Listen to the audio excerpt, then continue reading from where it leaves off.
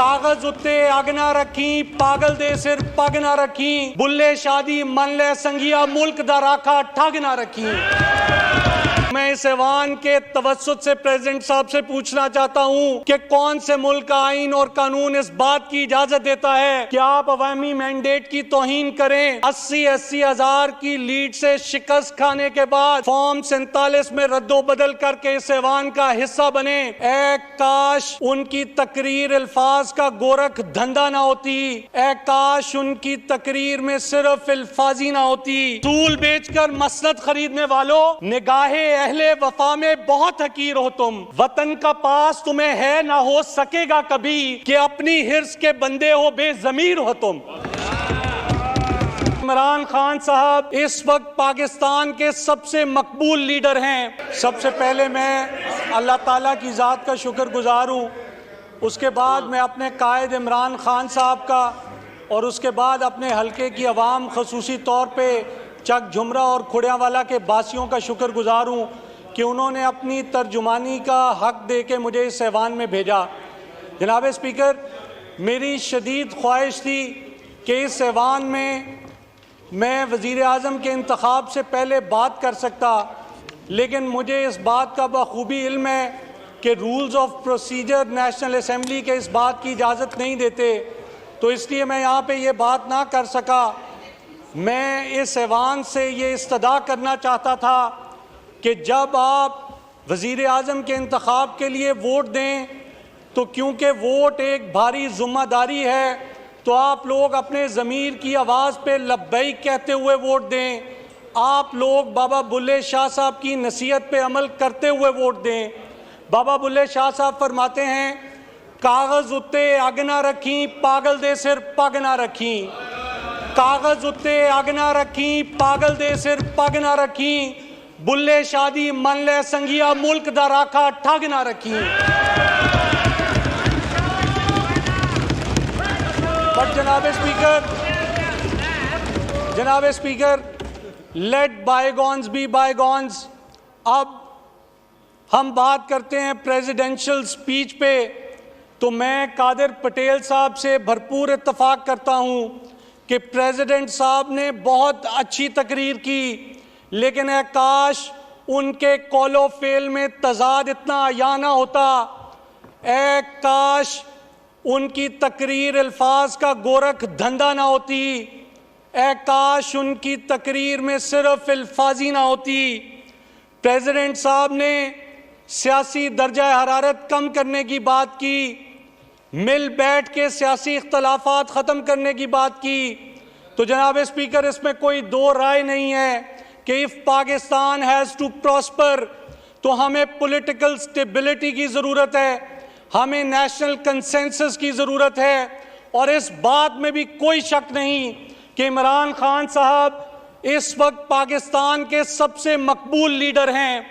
इमरान खान साहब को on board लिए बगैर, उनके साथ आइन और कानून के तकाजे पूरे किए बगैर इस मुल्क में पॉलिटिकल स्टेबिलिटी नहीं आ सकती। कैसे हम इस मुल्क में पॉलिटिकल स्टेबिलिटी ला सकते हैं जबकि आज भी जेलों में हमारे लीडरान कैद हैं? जनाब चौधरी परवेज़ इलाही साहब, शाह महमूद कुरैशी साहब, एजाज चौधरी साहब, उमर सरफराज सीमा साहब, मियाँ महमूदुर रशीद साहब, हत्ता के हमारी ख़वातीन भी आज भी पाबंदे सलासल हैं। जनाब स्पीकर, ये एक फैशिस्ट रजीम है। और फैशिज्म क्या होता है, आज मुझे इंतहाई अफसोस के साथ और शर्मिंदगी के साथ ये कहना पड़ता है कि ये वो पाकिस्तान नहीं है जिसका ख्वाब अल्लामा मोहम्मद इकबाल साहब ने देखा था। ये वो पाकिस्तान नहीं है जो इस नारे पे कायम हुआ कि पाकिस्तान का मतलब क्या, ला इलाहा इल्लल्लाह। और इंतहाई अफसोस के साथ ये कहना पड़ता है कि ये वो पाकिस्तान नहीं है जिसके लिए मेरे और आपके बुजुर्गों ने कुर्बानियाँ दी थी। सो खुदारा होश के नाखुन लें, इस मुल्क को पॉलिटिकल स्टेबिलिटी की तरफ लेके जाएं, रूल ऑफ लॉ की तरफ लेके जाएं, तभी पाकिस्तान तरक्की करेगा।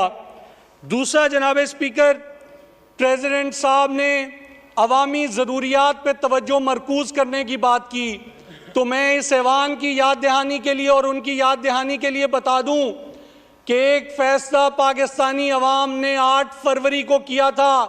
पाकिस्तानी अवाम ये जान चुकी है, इस बात से बखूबी आगाह है कि ये उनके हकूक़ की तर्जुमानी नहीं कर सकते, ये उनके जज्बात की अक्कासी नहीं कर सकते, ये उनके मसीहा नहीं हो सकते। इसीलिए 8 फरवरी को बदतरीन शिकस्त का सामना करना पड़ा और फिर बदतरीन धांधली करके ये लोग इक़्तिदार पे गासिब हुए। और फिर जनाब स्पीकर, प्रेसिडेंट साहब ने आइन और कानून की बालादस्ती की बात की, तो मैं इस ऐवान के तवस्सुत से प्रेसिडेंट साहब से पूछना चाहता हूं कि कौन से मुल्क का आइन और कानून इस बात की इजाज़त देता है कि आप अवामी मैंडेट की तौहीन करें। 80-80 हज़ार की लीड से शिकस्त खाने के बाद फॉर्म 47 की बर्तरी को फॉर्म 47 में रद्दोबदल करके इस ऐवान का हिस्सा बने। जनाब स्पीकर, ये लोग इक़्तिदार के पुजारी हैं, ये लोग कुर्सी के पुजारी हैं और इन लोगों के लिए हबीब जालिब साहब ने फरमाया, असूल बेचकर मसनद खरीदने वालों, असूल बेचकर मसनद खरीदने वालों, निगाहे अहले वफा में बहुत हकीर हो तुम। वतन का पास, असूल बेचकर मसनद खरीदने वालों, निगाहे अहले वफा में बहुत हकीर हो तुम। वतन का पास तुम्हें है ना हो सकेगा कभी कि अपनी हिर्स के बंदे हो बेजमीर हो तुम।